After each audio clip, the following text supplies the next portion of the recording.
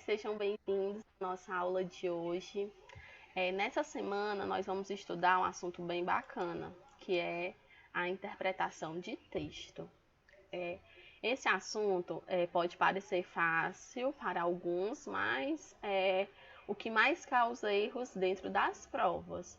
E é uma temática que ela é bastante delicada, porque um aluno que ele tem dificuldade em interpretar textos, ele não vai mal só na disciplina de português. Ele vai sentir muita dificuldade nas disciplinas de história, geografia, até mesmo em matemática, onde vai surgir aquelas perguntas: tia, o que é que está pedindo essa questão?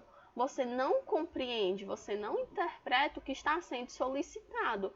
Então, nós vamos trabalhar com bastante afinco a interpretação textual para que vocês possam melhorar tanto na disciplina de português, tanto nas demais disciplinas, para que pare de haver essas perguntas: o que é para fazer, eu não entendi, e outras que são bem comuns dentro da sala de aula e na hora de resolver atividades e provas. Primeiro, gente, eu parto de uma linha de princípio que não existe interpretação certa ou errada, porque é muito difícil você colocar que está errado, que foi o que a pessoa entendeu, que o aluno conseguiu compreender a partir disso. Mas tem duas situações. A primeira, o aluno se equivocou, porém tem a ver com o texto, casos assim eu considero correto. Agora, tem aquelas pessoas que não respondem nada com nada, aí não dá para considerar, né? Então, se você responder, estiver de acordo com o texto, ainda eu considero correto, mas a partir da aula de hoje, não, espero que não aconteça mais esses equívocos e que fique bem clara. Vou dar algumas dicas de interpretação de texto, vamos ver o que é interpretar texto, como interpretar textos, erros de interpretação de texto. Tudo isso nós vamos abordar na nossa aula de hoje, tá certo? Vamos lá. Primeiro, gente, nós temos que entender essa tríade. Essa tríade ela é composta de autor, texto e leitor. O que é que significa isso? O texto ele é o canal de comunicação entre o autor e o leitor. O autor ele está mandando uma mensagem para o leitor e através do texto que ele realiza essa ação, tá certo? Então, nossa função como leitor é tentar descobrir, desvendar qual é essa mensagem, o que é que esse autor ele pensa sobre esse determinado assunto, o que é de importante que ele quer nos falar. Esse texto ele foi escrito com um propósito e nós precisamos desvendar, descobrir que propósito foi esse. Ele escreveu esse texto para quê? Nenhum texto é sem objetivo. Ele estava sem nada para fazer e foi escrever um texto? Não, ele tinha um objetivo ao escrever. Então, quando você consegue apreender essa mensagem que foi passada, aí você pode considerar que você interpretou o texto, tá certo? Então, vamos lá para as definições. Interpretação de texto. Segundo Fávero, o texto consiste em qualquer passagem falada ou escrita que forma um todo significativo, independente de sua extensão. Como assim, pessoal? Nós aprendemos ao longo da nossa vida escolar, principalmente nas séries iniciais, que texto é um conjunto de frases, que texto é um conjunto de parágrafos, só que não existe essa definição. O texto, ele é tudo aquilo que possui sentido e estabelece comunicação entre duas pessoas. Então, eu vou ter várias palavras, várias frases que vão formar um todo que possui o significado. Então, a gente não mede texto por tamanho, a gente mede texto analisando esses dois critérios, que é se aquilo possui sentido e se estabelece comunicação entre duas pessoas, tá certo? Então, continuando. Dessa forma, podemos considerar que o texto é qualquer forma de comunicação oral ou escrita, ou seja, nós temos textos que pertencem ao gênero discursivo, que é da fala, nós temos os discursos, nós temos as palestras e seminários, então tudo isso também é texto, só que ele é passado para o leitor de forma oral, tá bom? Verbal, não verbal, nós vamos ver mais na frente o que é isso. É sempre direcionado ao leitor. Assim, músicas, bulas de remédio, faixas, pinturas, charges, gestos, recitais, shows, são formas diferentes de textos. Então, dentro desses textos, de acordo com as suas características, nós vamos ter os gêneros textuais. E aqui a gente acabou de citar diversos gêneros, tá bom? Vamos continuar. Texto verbal e não verbal. Texto verbal é aquele expresso por palavras e texto não verbal é aquele expresso por imagens. O texto não verbal pode ser símbolos, o texto não verbal ele pode ser uma pintura, o texto não verbal pode ser uma fotografia, tá bom? Então, o não verbal é aquele texto que não tem palavras, tá certo? Ele tem comunicação, ele tem sentido, mas ele não é composto de palavras, tá certo? E o verbal é aquele composto de palavras. Por exemplo, essa definição que nós estamos lendo agora é um exemplo de texto verbal, porque ele é composto por palavras. Nós temos o texto que ele é misto, que é um texto que conta com a linguagem verbal e não verbal. Lembrando que os textos mistos vai ser composto de palavras, mas também vai ser composto por imagens. Nós temos exemplos, os anúncios publicitários, exemplos de textos mistos, nós temos as HQs, que são as histórias em quadrinhos, tá certo? É bom deixar isso bem claro, meu aluno, para que não venhamos achar que texto é apenas aquilo que pode ser lido, como já vimos. Texto é tudo aquilo que pode ser analisado. É bem comum nas provas, geralmente, eu coloco imagens, gosto de trabalhar bastante com imagens. E na pergunta, no enunciado, tem assim, leia o texto a seguir. E tem uma imagem. Aí o aluno me chama e pergunta, tia, cadê o texto? Só tem imagem aqui. Isso é um equívoco, porque ali nós temos um texto sim. Ele é não verbal, é uma imagem, tá certo? Então, texto é tudo aquilo que pode ser analisado, e as imagens também estão dentro. Os símbolos também, por exemplo, se uma pessoa faz esse símbolo para você, você compreende que está sendo solicitado silêncio. Então, isso também é um texto não verbal, tá certo? Vamos para o próximo. Definição mais técnica. Com base em todas essas informações que obtivemos até aqui, podemos agora, meu aluno, apresentar uma definição mais técnica para a interpretação textual. No processo interpretativo, usamos o explícito textual, tudo aquilo que pode ser lido ou visto na superfície do texto para alcançar um implícito textual, ou seja, interpretar também é deduzir, depreender, inferir, pressupor. Repare que sempre aparece uma questão que começa assim, depreende-se do texto, pode inferir que, deduz que, não é verdade? Então, gente, o que aqui essa definição ela está abordando? O texto ele vai ter dois tipos de informação. Nós vamos ter as informações explícitas, que elas vão estar ali dentro daquele conjunto de parágrafos, que você vai achar facilmente, e outras que você vai precisar de uma análise mais subjetiva. Você vai precisar ler as entrelinhas, não vai estar tão claro. Então, através das informações, você vai deduzir que é dessa forma, tá bom? Aqui, o texto. Vejamos alguns exemplos de texto não verbal. Nós temos as placas, né? As placas, elas não possuem palavras, são imagens. A gente tem esse símbolo de silêncio, que também é um exemplo de texto não verbal. Vejamos aqui alguns exemplos de texto não verbal. Aqui nós temos um HQ, ó, que ela é toda formada de somente imagens. Geralmente as HQs são exemplos de textos mistos, mas ela forma tanto, pertence somente aos textos não verbais. Vamos passar aqui. Pontos da compreensão textual. Meu aluno, em qualquer texto, seja ele verbal ou não verbal, ou verbal e não verbal, que são os textos mistos, simultaneamente, o explícito e o que pode ser lido, o explícito é o que pode ser lido e visto na superfície. O resto é implícito. Compreender um texto é usar o explícito para chegar ao implícito. Isso significa realizar inferências, ler as entrelinhas, perceber subtendidos. Pontos da compreensão textual. O que é inferir? Inferir é deduzir de forma plausível, o que não quer dizer que toda inferência seja garantida de verdade. Se, por exemplo, você vir numa praia, no final de semana, um casal e uma criança, obviamente inferirá que se trata de uma família, pai, mãe e filho. No entanto, isso pode ser um equívoco, pode ser que seja, pode ser que não seja, mas você deduziu, ok?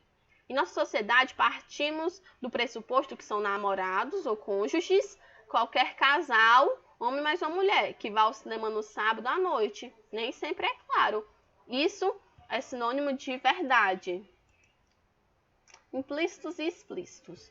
Toda unidade informativa, meu aluno, contém obrigatoriamente uma base linguística qualquer, a qual, por sua vez, possui sua estrutura, uma unidade de conteúdo que envolve aspectos lexicais, sintáticos e semânticos. Essa unidade informativa é composta não apenas por conteúdos explícitos, mas por conteúdos implícitos. É aquilo que eu estava falando para vocês. Nós vamos ter informações que vão estar mais fáceis de serem encontradas, vai estar naquele conjunto de palavras e outras não. Nós vamos ter que entender essa informação a partir do contexto que nós temos dentro daquele texto. Aí, o que são as informações explícitas? São aquelas gritantemente expostas no texto. Não há necessidade de se aguçar a mente para tentar compreender o excedente de informações. No caso, a interpretação deve se restringir ao que foi redigido no texto. Como assim, pessoal? Nós temos, por exemplo, João mora no sítio. Aí na pergunta tem onde João mora. João mora no sítio. Isso foi muito fácil de encontrar, porque é uma informação explícita no texto, tá bom? Agora, o que seria uma informação implícita? Nós pensarmos que por ele morar no sítio, isso é zona rural. Pode ser zona rural, pode ser zona urbana, muito dificilmente, né? Mas pode ser, não é obrigatoriamente ser só zona rural, ok? Então é só para nós percebermos que o texto ele é formado por informações explícitas e também pelas implícitas. Então, o que são essas informações implícitas? Inicialmente, é importante destacar o termo não deveria ser informação implícitas, pois nem há tais informações. Há elementos que o leitor pode deduzir a partir de informações explícitas. É o que se denomina inferência. A percepção do implícito passa pela capacidade do leitor de deduzir o que o autor quis dizer no texto, mas não disse, ou seja, provém da possibilidade de se enxergar o que não está nas entrelinhas. Então, alguns vão conseguir fazer essa inferência de forma mais rápida, outros não, vão ter muita dificuldade para conseguir entender o que não está sendo dito no texto, só pela sua interpretação. Na frase, a discussão sobre a reforma eleitoral avança com as criações de comissões do Congresso. César Maia. Existem algumas formações explícitas. Há uma discussão sobre a reforma eleitoral. Foram criadas comissões no Congresso. Por outro lado, há algo que não está escrito, mas que pode se depreender. Antes da criação das comissões no Congresso, a discussão da reforma eleitoral encontrava-se estagnada, ou seja, não estava havendo essas discussões antes da criação das comissões no Congresso, ok? Então, isso é o que você entende, porém não está escrito. Modalizadores. O que são esses modalizadores? Em um texto, meu aluno, sobretudo em textos dissertativos, argumentativos, gente, esses textos são aqueles que vocês vão falar sobre o assunto, mostrando sua opinião, porém não pode ter algumas expressões. Você tem que utilizar argumentos nesses textos. Esse texto ele é dividido em introdução, desenvolvimento e conclusão. Esses textos dissertativos argumentativos, na conclusão, você tem que apresentar uma solução para a temática. Geralmente são temáticas que envolvem muitas pessoas, toda a humanidade, pode se entender assim, Brasil e tudo mais, ok? Então, é comum que encontremos os marcadores modais, modalizadores, também chamados de marcadores de opinião. Tais palavras são Tais termos são palavras ou expressões que denunciam a subjetividade, o posicionamento, ou seja, a opinião do autor do texto. Como assim? Tem textos, gente, que você vai conseguir identificar facilmente a opinião do autor, porque vai possuir esses modalizadores, essas expressões. Agora, tem textos que não vai haver. Por exemplo, quais são essas expressões? Eu acho, na minha opinião, penso, julgo, a meu ver. Então, quando eu encontro essas expressões, eu sei que logo depois o autor vai apontar sua opinião sobre essa temática. Por que isso é importante? Porque muitas vezes as questões elas perguntam qual é a opinião do autor sobre essa temática. Então, quando você observa essas expressões, já facilita a sua identificação dessa resposta que foi solicitada na questão. Eis razão porque tais modalizadores são condenados nas dissertações na maioria dos concursos públicos. Pois dissertar significa emitir opinião, texto opinativo. Por isso, quando aquele que disserta escreve, por exemplo, na minha opinião, ele está sendo redundante. Bora lá. Por outro lado, os modalizadores discretos permitidos em qualquer texto de dissertação. Analise. É necessário que alguns juízes sejam presos. O exemplo tem de vir acima. Ou seja, é necessário, ele está falando algo que se possui necessidade, porém ele não está colocando na minha opinião. Ainda que de forma discreta, o que se escreve é a opinião do autor. Na dissertação argumentativa, precisamos relativizar, atenuar, amenizar o que estamos dizendo, relevando a nossa atenção como autores e orientando o leitor para um mesmo enunciado. Podemos ter diversas intencionalidades que são marcas, expressões, modalizadores distintas. Aqui, gente, dando continuidade, eu trouxe alguns erros que eles são bem comuns quando a gente vai trabalhar a interpretação textual. O primeiro erro se chama a extrapolação. O que é isso? Ocorre quando se sai do contexto, acrescentando ideias que não estão no texto, quer por conhecimento prévio, quer pela imaginação. Gente, a interpretação de texto é você pegar o que está dentro daquele texto e usar essas informações para si. Você não pode acrescentar informações, a não ser que a questão peça. Mas, no caso, a extrapolação é quando a questão não pede e você modifica o texto original sem necessidade. Aí isso se chama extrapolação. Esse erro é aquele que eu estava comentando lá no início da aula, que é quando o aluno ele coloca algo na resposta que não tem nada a ver. Esse erro é a extrapolação. A redução é o oposto da extrapolação. Dá-se atenção apenas a um aspecto, esquecendo que um texto é um conjunto de ideias. Então, por exemplo, um texto ele vai falar de meio ambiente. Dentro disso, ele vai falar de saúde, de alimentação, de vários outros esportes e vários outros assuntos. E você, por exemplo, dá atenção só ao esporte e fala só sobre esporte. Só que a temática não é esportes, a temática é meio ambiente, a temática é saúde, alimentação. Então, nós temos aí a análise. Você primeiro precisa identificar a temática principal e as sub-ideias. Não pode dar a importância só para uma sub-ideia e esquecer as outras temáticas. Contradição. Não raro o texto apresenta ideias contrárias às do candidato, trazendo tirar conclusões equivocadas, consequentemente errando a questão. Como assim? São exemplos, gente, de quando o autor pensa algo diferente do que você pensa. E nas respostas você vai colocar o que você pensa, só que as perguntas não vão perguntar o que você acha. É sempre o que o autor acha sobre a temática, tá bom? Agora, nós vamos para expressão literária e não literária da linguagem. O que é isso? Quando no texto nós temos que perceber onde é denotação e onde é conotação. Primeiro, o que é denotação? São expressões, palavras e textos que contêm o sentido real. Quando eu falo, por exemplo, o gato é um animal. O gato aí é sentido denotativo, que é um animal, não tem outra interpretação, não tem outro sentido. Agora, quando eu falo ele é um gato, estou fazendo elogio. Quando eu falo ele é um gato, é sentido conotativo, porque não é sentido real, tá bom? Então vamos lá, características da denotação.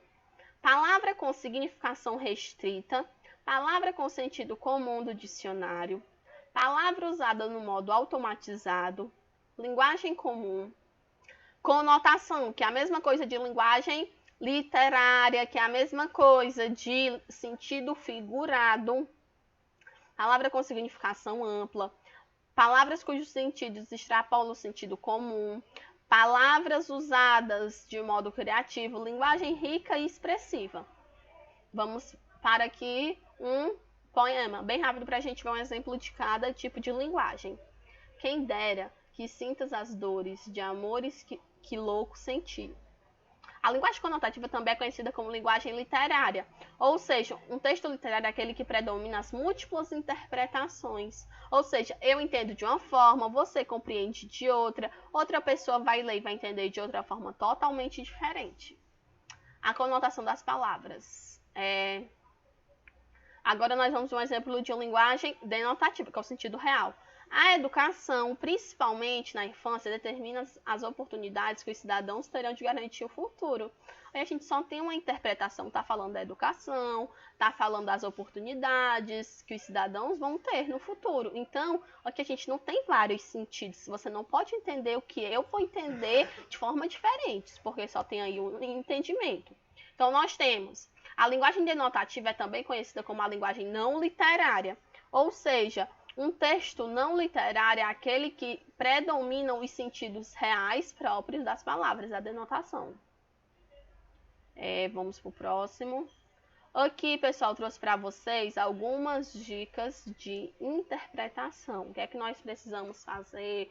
Um passo a passo para a gente fazer leitura do texto, para que nós possamos entendê-lo de forma satisfatória. Então, vamos lá. Podemos tranquilamente ser bem-sucedidos numa interpretação de texto. Para isso, devemos observar o seguinte. Primeiro, ler todo o texto, procurando ter uma visão geral do assunto. Já nós vamos ter ali a quantidade de leituras que eu sugiro para ler um texto. Mas, para antecipar, a primeira leitura, gente, você nunca pode responder algo somente com a leitura. Você precisa ler várias vezes para você conseguir responder um questionário, por exemplo, uma prova. Na primeira leitura, você vai conhecer que palavras o autor utiliza, qual é a temática. Ainda não é suficiente para você responder nada. Então, você vai ler todo o texto bem devagar, com calma, para compreender de forma bem ampla. Segunda dica. Se encontrar palavras desconhecidas, não interrompa a leitura. Vá até o fim ininterruptamente. O que é isso? Tem muita gente que não entende uma palavra e faz o quê? Para a leitura e fica ali. Não pode, gente. Quando começa a ler um texto, termina. Depois que você lê a primeira vez, você volta até aquela palavra para poder tentar entender o que significa. Quando encontramos palavras desconhecidas no texto, nós vamos ter duas ocasiões. A primeira é quando você lê, não entende e não consegue entender, nem trocando a palavra por um sinônimo, nem lendo de outra forma, buscando prestar mais atenção, você não consegue de jeito nenhum. E tem vezes que, se você prestar atenção no contexto, fizer uma leitura mais calma, procurar um sinônimo, será que se eu trocar essa palavra por outra, o texto ele não vai permanecer com o mesmo sentido? Então, tem essas duas formas.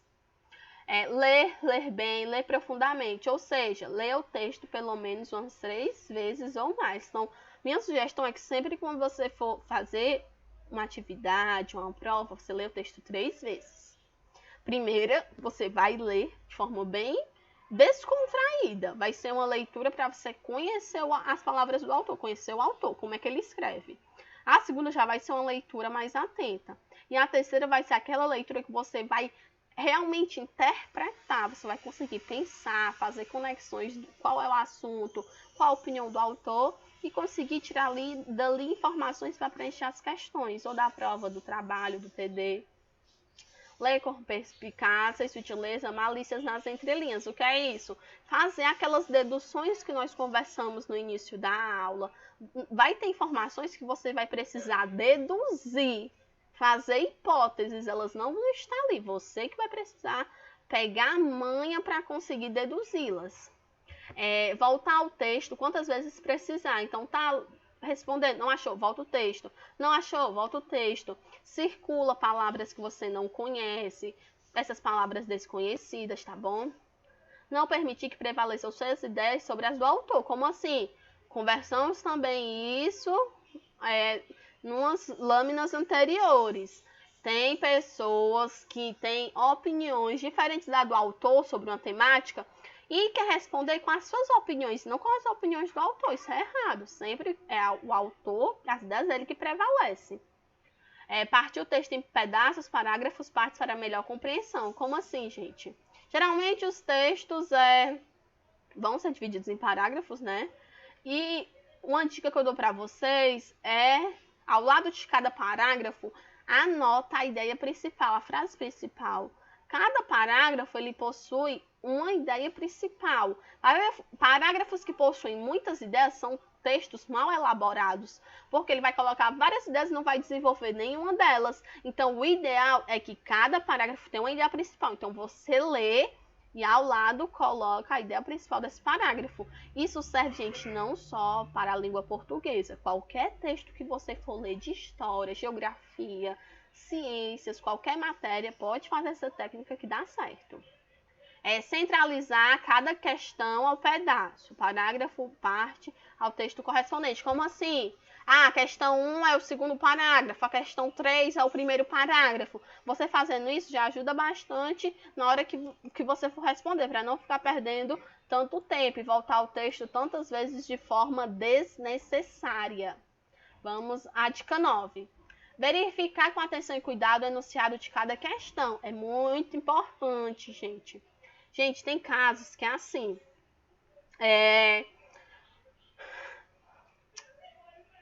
Aconteceu agora bem recente que muitas vezes você lê e não entende. Você precisa de uma confirmação de uma pessoa de fora, que é muitas vezes o professor.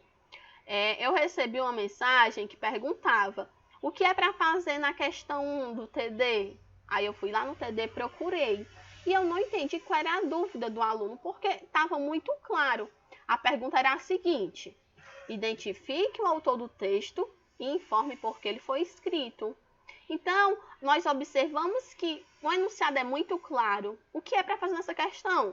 Você vai achar o autor do texto e vai entender qual motivo ele contou essa história. Então, mesmo assim, o aluno não compreendeu. Ou seja, tem muita dificuldade de interpretação de texto. Não que foi errado ele perguntar. Sempre que você perguntar, você não entendeu, você precisa perguntar. Às vezes o colega está com a dúvida e não pergunta por vergonha. E você perguntando, você tira a sua dúvida e tira a dúvida dele. Cuidado com os vocábulos. Vocábulos, gente, são palavras. Cuidado com os vocábulos. Destoa, que é destoa, diferente de não, correta, incorreta, certa, errada, falsa, verdadeira, exceto e outras. Palavras que aparecem nas perguntas e que às vezes dificultam a entender o que se perguntou, o que se pediu. Como assim, gente? Muitas vezes eu peço na questão alternativa correta, aí o aluno marca incorreta porque não leu direito, não prestou atenção. Às vezes eu peço a incorreta, ele marca a correta. Às vezes é para colocar verdadeiro ou falso, o aluno faz um X. Por que ele fez isso? Porque ele não leu com atenção.